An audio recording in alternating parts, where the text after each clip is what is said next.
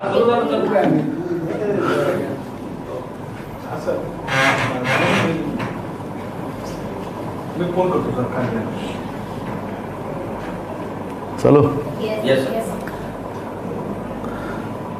आज काँग्रेस पक्षाच्या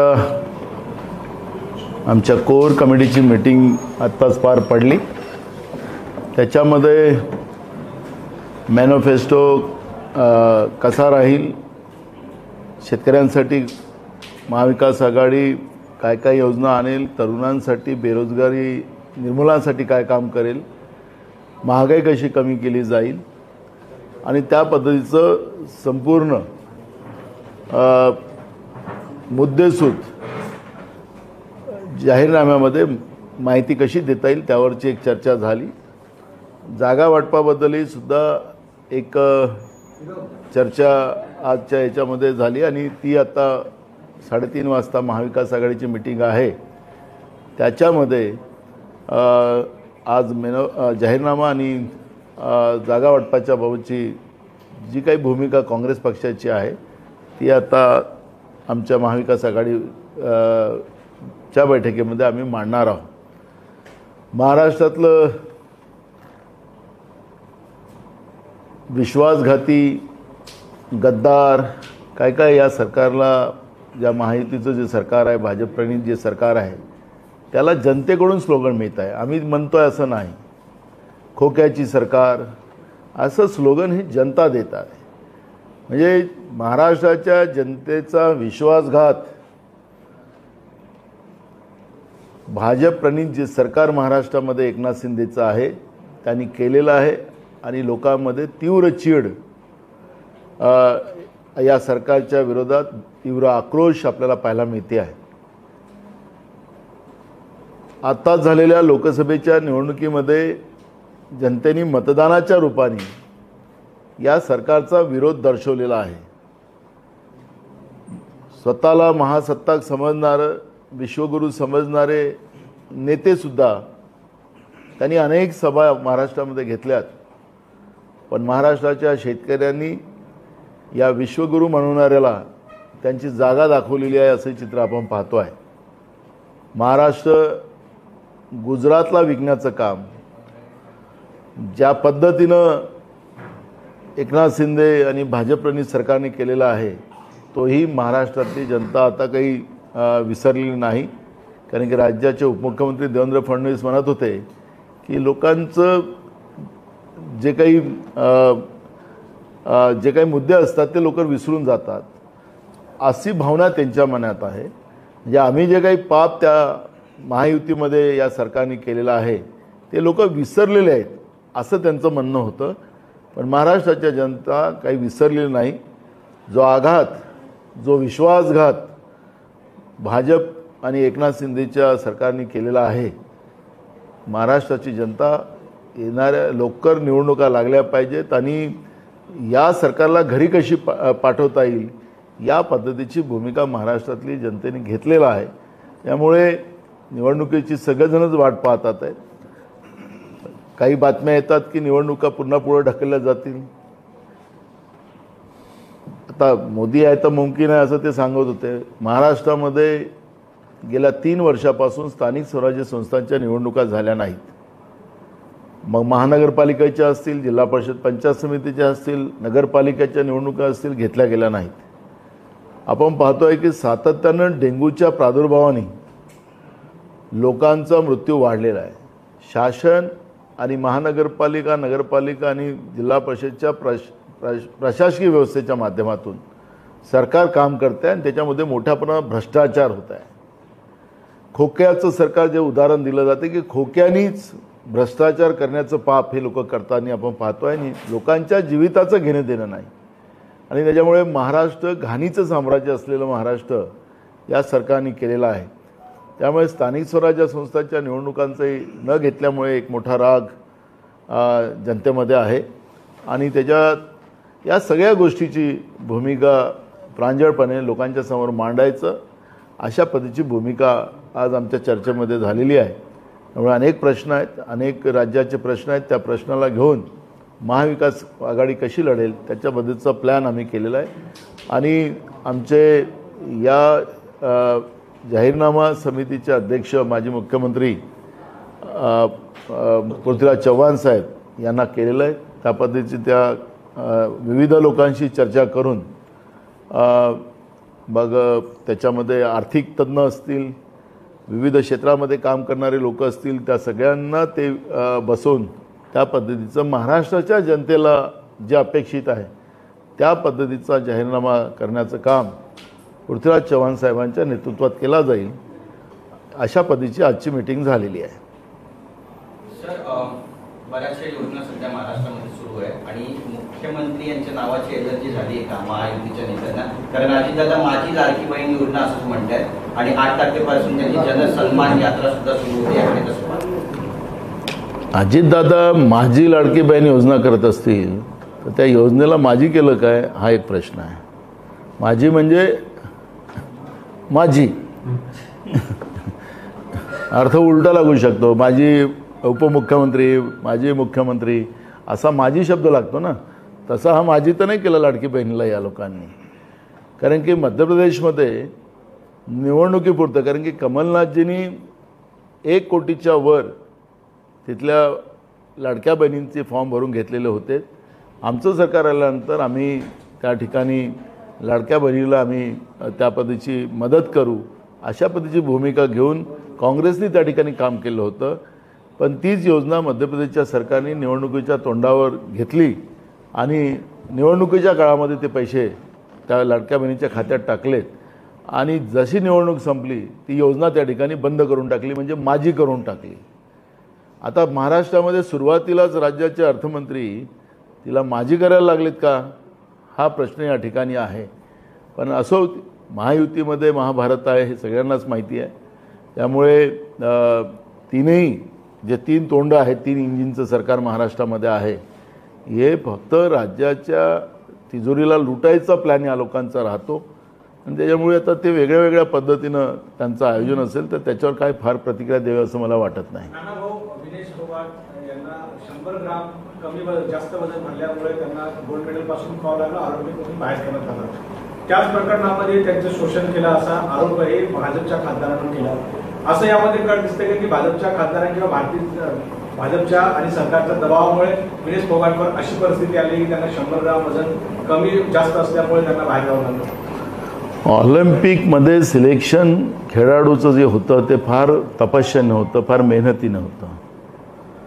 त्याचं सिलेक्शन झालं, ते ऑलिम्पिकमध्ये सहभागी झालेत आणि सहभागी झाल्यानंतर त्यांना 100 ग्राम त्यांचं वजन कमी झालं आणि त्यांना बाहेर काढलं. आणि त्याच्यानंतर जो आरोपाच्या फेरी त्या ठिकाणी उडल्या, तर हे खऱ्या अर्थानं भयावह आहे. भाजपचे खासदारांच्या वतीनं ते शोषण केलं गेलेलं आहे. अशा पद्धतीचं ऑलिम्पिकमध्ये असलेला खेळाडू पवार यांनी जो आरोप लावला, ही खऱ्या अर्थानं देशासाठी शर्मक बाब म्हणजे आहे.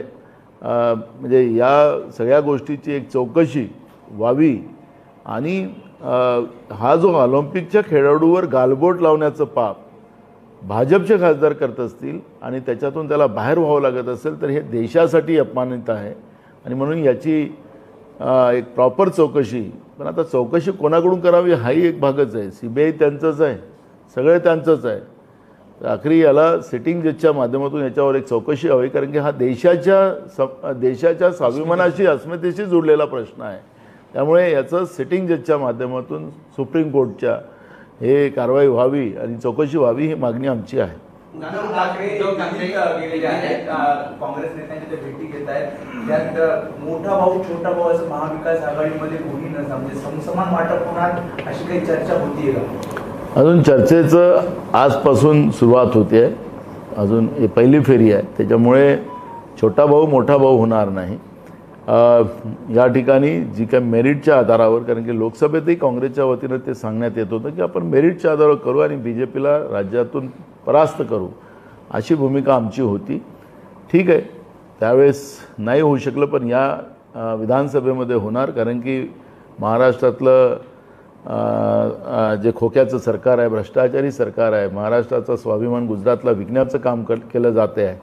त्यामुळे अशा सरकारला आम्ही महाविकास आघाडी म्हणून जॉईंटली आम्ही सत्तेच्या बाहेर काढणं, त्याला परास्त करणं ही भूमिका आमची सगळ्यांची आहे. त्याच्यामुळे छोटा भाऊ आणि मोठा भाऊ याच्यामध्ये होणार नाही. त्यांना मुख्यमंत्र्यांसंदर्भात प्रश्न विचारला असता ते असं म्हणाले की मी चांगलं काम केलं असं साथीदारांना आमची माहिती आहे, तर साथीदारांनाच विचारावं की मुख्यमंत्री कोण हवा. बघा, पवार साहेबांनी भूमिका मांडलेली आहे, काँग्रेसने पण भूमिका मांडलेली आहे की या निवडणुकीच्या पुढे जात असताना आम्ही महाविकास आघाडी म्हणून आमचा चेहरा घेऊन जाऊ आणि लोकशाहीच्या पद्धतीनं जे आमच्या विधायक दलाची म्हणजे आमदारांची जी बैठक होते त्याच्या आधारावर नेतृत्व तयार करू. पण आज महाविकास आघाडी म्हणून आम्ही सगळ्यांनी पुढे जावं असं संकल्प आमच्या सगळ्यांचा आहे.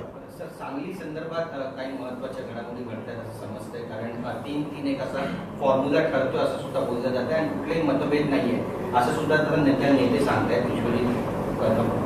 त्यानंतर बघा, आता स्थानिक पातळीवर प्रत्येक जिल्ह्यात वेगळे वेगळे समीकरण चाललेले आहेत.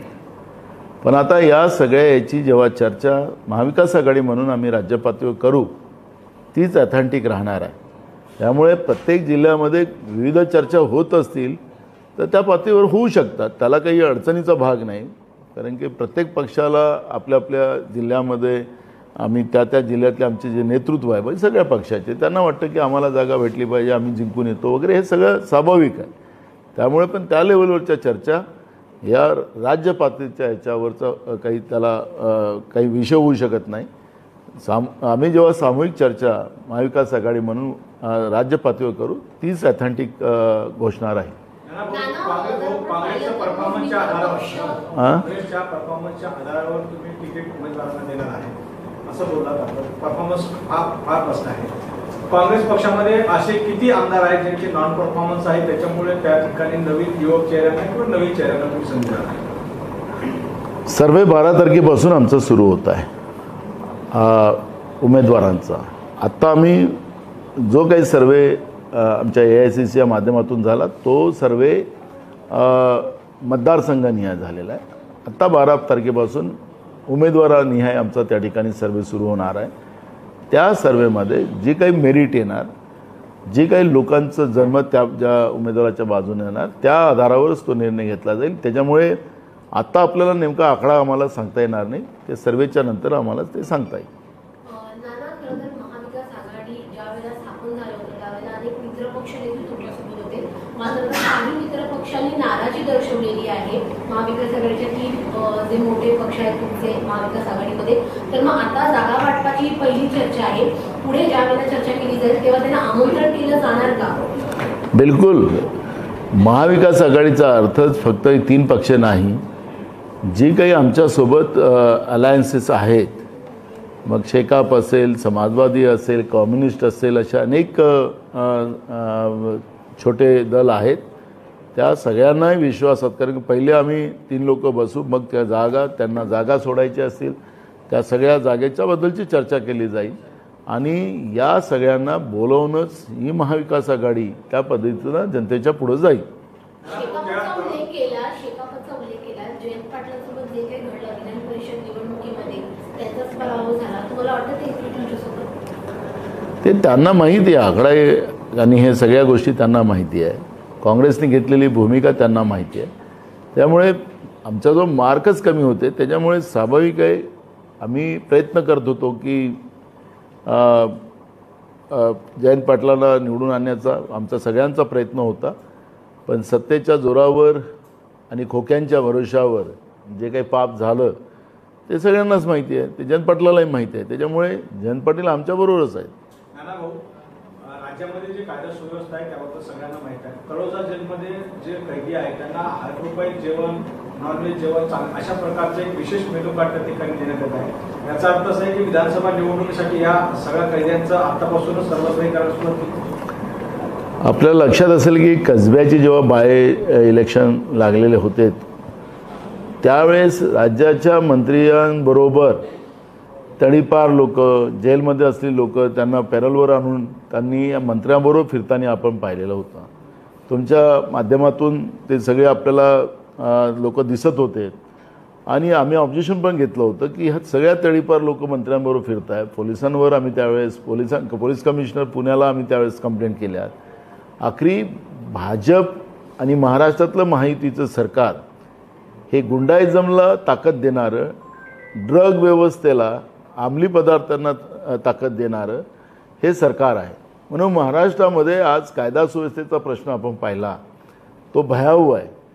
गुंड्यांचंच सरकार, गुंड्याला पाठिंबा देणारं सरकार जे आज महाराष्ट्रामध्ये आहे. कितीतरी आमदारांनी अधिकाऱ्यांना मारलं, कुठल्या व्यापाऱ्याला त्यांनी धमकवलं, दिवसाढवळ्या गणपतीच्या उत्साहामध्ये बंदुकीच्या गोळ्या झाडणारे आमदार या महाराष्ट्रामध्ये महायुतीचे आपण पाहिलेत. आणि त्याच्यामुळे गुंडाइझम, पोलीस स्टेशनमध्ये सुद्धा एक आमदार त्यांचा अजूनही जेलमध्ये आहे की पोलीस स्टेशनमध्येच त्यांनी गोळीबार त्या ठिकाणी केला. तर या सरकारचं जे कृत्य आहे, चेहरा आहे, हे गुंडाइझमचं आहे. आणि म्हणून महाराष्ट्रामध्ये मोठ्या प्रमाणात कायदा सुव्यवस्थेचा प्रश्न निर्माण झाला. कायदाला कोणीच मानत नाही, पोलिसाला कोणी मानत नाही, अशी परिस्थिती आज महाराष्ट्रामध्ये झालेली आहे. महाराष्ट्रामध्ये एकीकडे लाडकी बहीण योजना चाललेली आहे आणि एकीकडे 15,000 महिला, मुली महाराष्ट्रातून गायब झालेल्या आहेत. आम्ही सगळ्यांनी, आमचे विरोधी पक्ष नेते असो, आम्ही सगळ्यांनीच विधानसभेमध्ये या ज्या महिला गायब झालेल्या आहेत त्या कुठं गेलेल्या आहेत, काय त्यांची परिस्थिती आहे, सरकार म्हणतं गायब झालेल्या आहेत, पण कुठं आहेत आम्हाला माहिती नाही. म्हणजे महाराष्ट्रामध्ये महिलासुद्धा सुरक्षित नाही, अशी जी परिस्थिती आज महाराष्ट्रात निर्माण झालेली आहे. त्याच्यामुळे तळोजा जेलमध्ये जे काही घटना झालेल्या आहेत त्यांना 5 स्टार व्यवस्था जेलमध्ये त्यांना कैद्यांना दिल्या जात आहेत. याचाच अर्थ हे सरकार हे गुंडाइझमला मदत करणारं सरकार आज महाराष्ट्रामध्ये आहे आणि म्हणून महाराष्ट्रातली कायदा सुव्यवस्थेचे प्रश्न निर्माण झालेले आहेत. सर, लाडकी बहीण योजनेचा काही फरक पडेल विधानसभेमध्ये असं वाटतं तुम्हाला? ह्या काँग्रेसच्याच योजना आहेत, हे काही भाजपच्या किंवा ह्या महायुतीच्या सरकारच्या नाही. आज संजय गांधी निराधार योजना असेल ती आजची योजना नाही, ती अनेक वर्षाची महाराष्ट्रात नाही देशात चाललेली आहे. कंट्रोलच्या दुकानात धान्य मिळतं ते ही काँग्रेसची योजना आहे, काही यांची योजना नाही आहे. आम्ही तर रॉकेलचं तेल देत होतो, खायचं तेल देत होतो, डालडा देत होतो, रवा देत होतो, साखर देत होतो, तर यांनी तर बंदही करून टाकले. आखरी गोरगरीब लोकांना या सगळ्या सवलती मिळाव्यात ही काँग्रेसच्या योजना आहे. आत्ताही आम्ही कर्नाटकमध्ये आमचं सरकार आहे, तिथं महालक्ष्मी योजना चालू आहे.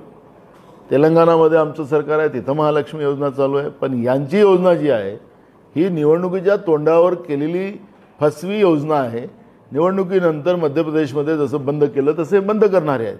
पण काँग्रेस आणि आमची भूमिका याच्यामधली आहे की महाराष्ट्रामध्ये महाविकास आघाडीचं सरकार येणारच आहे. महालक्ष्मी योजना ही कंटिन्यू आम्ही करू, याच्यापेक्षा जास्त पैसे आमच्या बहिणींना आम्ही देऊ, गरजू महिलांना देऊ. त्याच्यासाठी अटी बट्टी या सगळ्या आहेत, त्या सगळ्या आम्ही मोकळ्या करू. जास्तीत जास्त महिलांना फायदा होईल आणि महागाई कमी करण्याचं एक धोरण त्याच्यामध्ये आमचं राहील. एकीकडे या लोकांनी 1,500 रुपये देण्याचा निर्णय केला आणि एकीकडे 4,000चं इलेक्ट्रिक बिल, 2 लाईटचं बिल त्या गरीब महिलेकडे जळत आहे, त्याच्या घरी 4,000चं बिल यांनी पाठवलं. म्हणजे या पद्धतीचं लूटमार महागाईच्या नावानं हे लोक करतात आहेत, हे पण तेवढं स्पष्ट आहे. त्याच्यामुळे यांना फायदा होईल की नाही होईल मी त्याच्यावर आज चर्चा करण्यापेक्षा यांची प्रामाणिकता या योजनेमध्ये नाही, अप्रामाणिक लोक आहेत. हे मगरमच्छ के आसू जे म्हणणं आहे आपलं, त्या पद्धतीनं एकदा सत्ता आली की मग पुन्हा यांचे माना मुरगळू, अशा पद्धतीची योजना यांनी आणलेली आहे. त्यामुळे याच्यावर फार काही विश्वास महाराष्ट्रातल्या माझ्या भगिनी मानतील असं मला वाटत नाही. मातोश्रीचा एक इतिहास राहिला आहे. मातोश्रीमध्ये जे काही बडे नेते आहेत दिल्लीमधले ते मातोश्रीला यायचे आणि ते त्या ठिकाणी चर्चा करायचे. परंतु आता पहिल्यांदा हा विषय व्हायला लागला महाविकास आघाडीपासून की मातोश्रीतले नेते दिल्लीत जायला लागले आणि दिल्लीच्या काँग्रेस पक्षांच्या नेत्यांची भेट घ्यायला लागले. झुकतं माप या ठिकाणी आता शिवसेनेने घेतलं आहे आणि काँग्रेस पक्षाला ते मोठं मानलं जात आहे असं वाटतं. बघा, की सोनियाजी ह्या ज्येष्ठ नेत्या आहेत आणि राजीवजी गेल्यानंतर त्यांनी ज्या पद्धतीनं या देशाची धुरा सांभाळली आणि देशाला एकतेनं बांधून ठेवलं, देशाची आर्थिक परिस्थिती मजबूत करण्यासाठी जेव्हा त्यांचा विरोध झाला त्या कारण की आखरी 2दा UPAची सरकार सोनियाजींच्या नेतृत्वात या देशामध्ये आली, ते प्रधानमंत्री होऊ शकल्या असत्या, पण त्यांनी डॉक्टर मनमोहन सिंग साहेबांसारख्या अर्थतज्ञाला देशाचं प्रधानमंत्री बनवून देशाची धुरा सांभाळली आणि एक त्याग मूर्ती म्हणून आम्ही सोनिया गांधींजीकडे नुसतं काँग्रेसवालेच नाही तर पूर्ण देश बघतो आहे. अशा सोनियाजी त्यागमूर्ती त्यांना भेटायला गेलेत म्हणजे मातोश्रीवरून म्हणजे काही लहानपण होतं असं मला वाटत नाही. कारण की बाळासाहेबांचं विचार घेऊन उद्धवजी जे काम करतात आहेत, कारण की जे आहे सन्मान करणारी मंडळी आहेत त्यांच्याजवळ जावं आणि त्यांच्याशी भेटावं, विचार ऐकावं, हे बाळासाहेबांनी उद्धवजींनी तो विचार केला असेल आणि म्हणून ते दिल्लीला मॅडम सोनियाजीला भेटायला गेलेले असतील.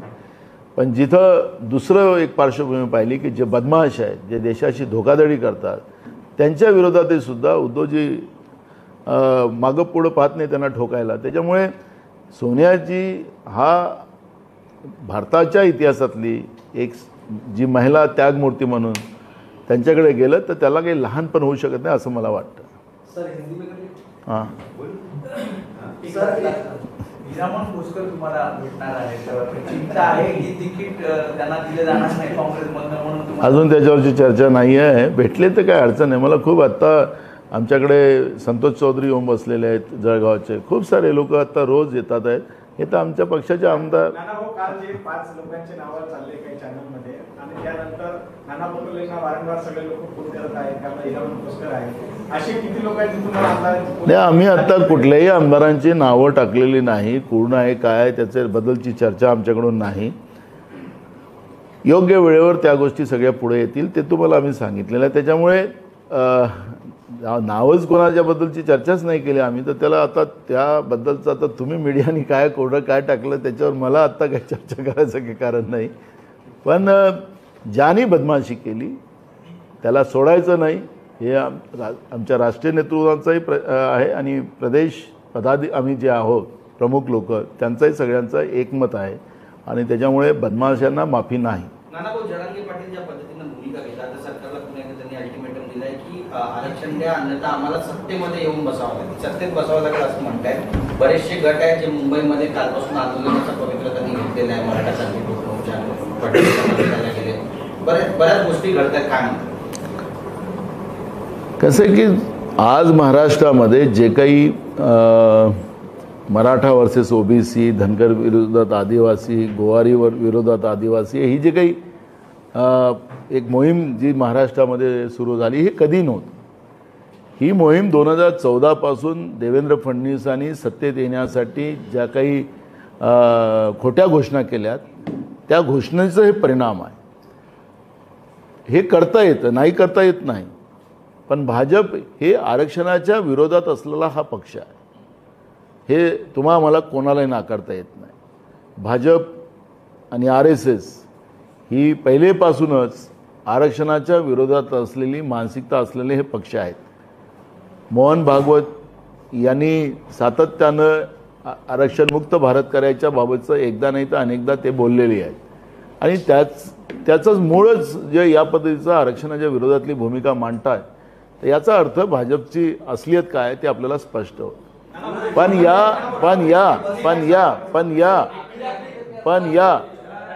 पण या परिस्थितीमध्ये जी काही OBC मराठा वाद जो महाराष्ट्रामध्ये निर्माण झाला, स्वाभाविक आहे की बेरोजगारी, शेतकऱ्यांच्या आत्महत्या, शेतीमध्ये नापिकी आणि त्याच्यामुळे मराठा असो की OBC असो त्या समाजामध्ये मोठा उद्रेक सरकारच्या विरोधात आहे.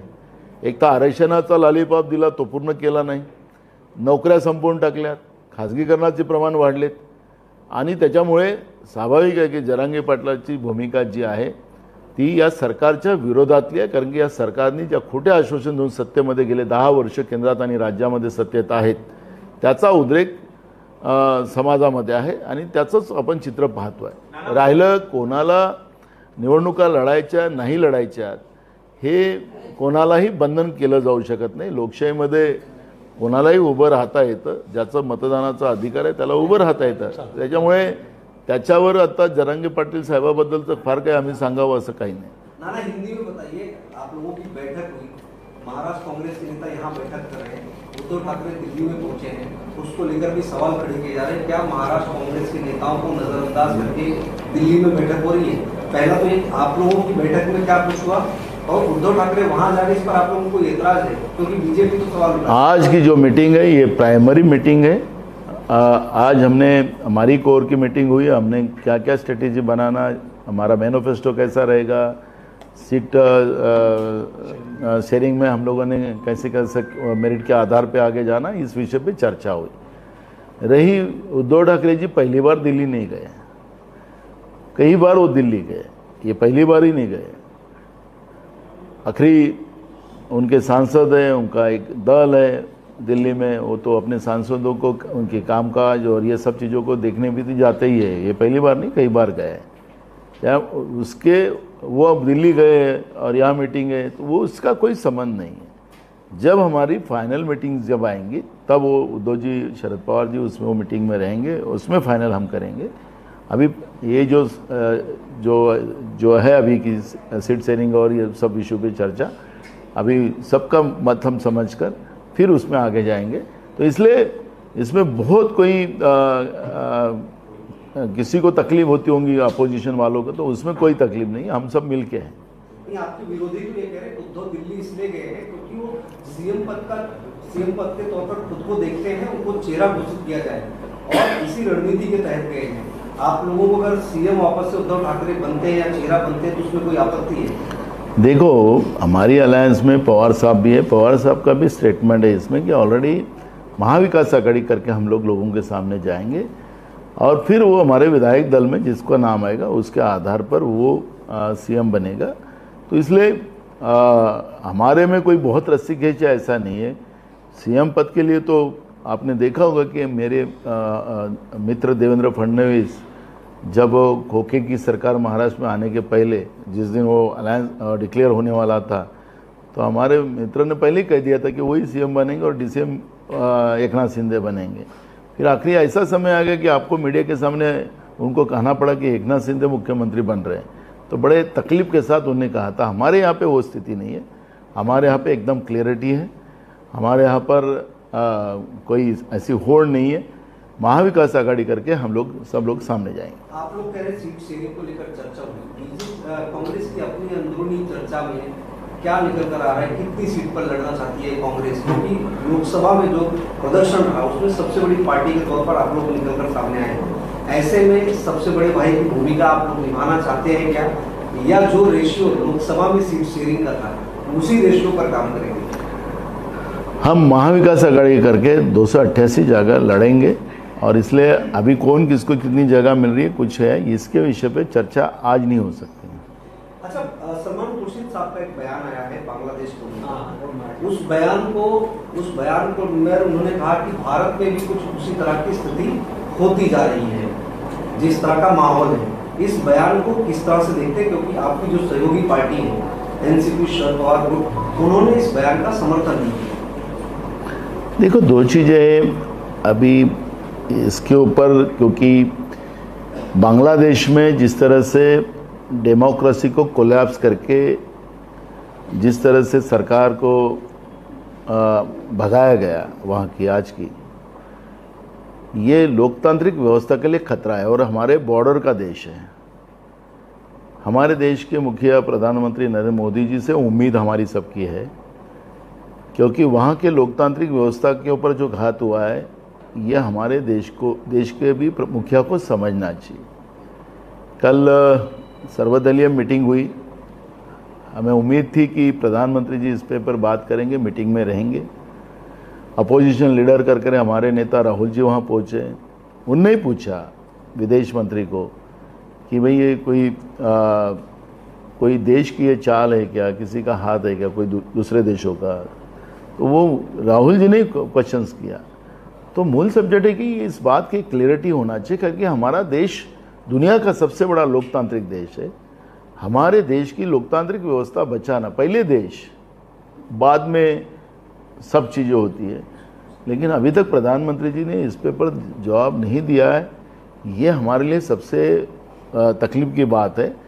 रही खुर्शीद जी ने जो बयान किया है वो उनका व्यक्तिगत हो सकता है, किस आधार पे दिया मुझे उस पर आज चर्चा पे नहीं जाना है, लेकिन हमारी पूरे एक देश करके, मैं देश का नागरिक करके हमारी भूमिका इस तरह की हो सकती है। विनेश फोगाट का जो मामला है जिस तरह से डिस्क्वालीफाई हुई है उसको किस तरह से देखते हैं, क्योंकि ये कहा जा रहा है कि ये साजिश है। बिल्कुल ये साजिश ही है। विनेश फोगाट ने जिस तरह से देश के लिए जिस तरह से लड़ रही थी वो लड़की, वो हम देख रहे थे, लेकिन जिस तरह से उनको वहाँ से बाजू किया गया है ये बिल्कुल साजिश है। क्योंकि हिंदुस्तान को जो दुनिया में जिस तरह से एक दबाव हमारा था, वो शायद ही किसी कारणवश देश की लीडरशिप के वजह से कुछ प्रॉब्लम पूरे दुनिया में भी नज़र आ रहे हैं अब, और उसी का परिणाम है कि विनेश फोगाट का जिस तरह से हटाया गया है, देश का जो दबाव पूरे दुनिया में होना चाहिए वो कम पड़ रहा है, ऐसा लगता है। एक आखिरी सवाल सर, कांग्रेस का कोई अंदरूनी सर्वे आया है, ऐसी चर्चा है जिसमें कहा जा रहा है कि लगभग ऐसे 20-21 विधायक हैं जिनके टिकट कांग्रेस काट सकती है। 5 जो क्रॉस वोटिंग करने वाले विधायक थे उनके ऊपर आप लोग कड़ी कार्रवाई की बात लंबे समय से कर रहे हैं, कागज पर अभी तक आया नहीं। क्या सर्वे सच में आया है? कुछ विधायक जो है वो रडार पर है। 12 तारीख से 12 अगस्त से हमारी उम्मीदवारों की जो एप्लीकेशन जिन लोगों ने किया उनका सर्वे शुरू होने वाला है। उस सर्वे के आधार पर कांग्रेस पार्टी टिकट देगी। महाराष्ट्र को इस खोखेबाज सरकार को, इस धोखेबाज सरकार से बचाने के लिए जो महाराष्ट्र का स्वाभिमान बेचकर गुजरात को दिया जा रहा है, और महाराष्ट्र शाहू फुले अम्बेडकर के महाराष्ट्र को, छत्रपति शिवाजी महाराज के महाराष्ट्र को बर्बाद करने का काम जो महायुति की सरकार कर रही है, उसमें महाराष्ट्र को कैसा बचाया जाए ये उसका हमारा कॉन्सेप्ट है। तो जो कुछ सर्वे में आएगा उस सर्वे के आधार पर टिकट डिस्ट्रीब्यूशन का काम होगा, और वो काम कांग्रेस पार्टी अच्छा सर्वे तो आया है ना, इसको आप मानिए। अभी हमारा जो सर्वे हुआ है, हमारा सर्वे इसका हुआ है, विधानसभा का हुआ है। उसमें चल नहीं धन्यवाद। उद्धव ठाकरे दिल्ली में ये उन्होंने कहा है, स्टेटमेंट है उनकी तरफ से, कभी प्रेस कॉन्फ्रेंस वो कर रहे थे तो उनसे पूछा गया आपके परफॉर्मेंस को लेकर काफी सारी चर्चाएं हैं, आपके काम की बहुत तारीफ होती है, तो उस पर उद्धव ठाकरे जी का कहना था मुख्यमंत्री के तौर पे मेरे काम की तारीफ मेरे सहयोगी भी करते हैं, अगर आने वाले चुनाव में मुख्यमंत्री का चेहरा तय हो जाए तो महाविकास अघाड़ी को इसका फायदा होगा, ऐसा उनको लगता है। इस स्टेटमेंट में क्या? उन्होंने नहीं कहा ऐसा, तुम उसके अर्थ उल्टा लगा रहे हो। हम लोगों का कहना है कि महाविकास अघाड़ी करके हम लोग आगे जाएंगे, और विधायक दल के बैठक में जो भी निर्णय होगा सबको मान्य रहेगा, और हम लोग महाविकास अघाड़ी बनकर ही चेहरा सामने जाएंगे।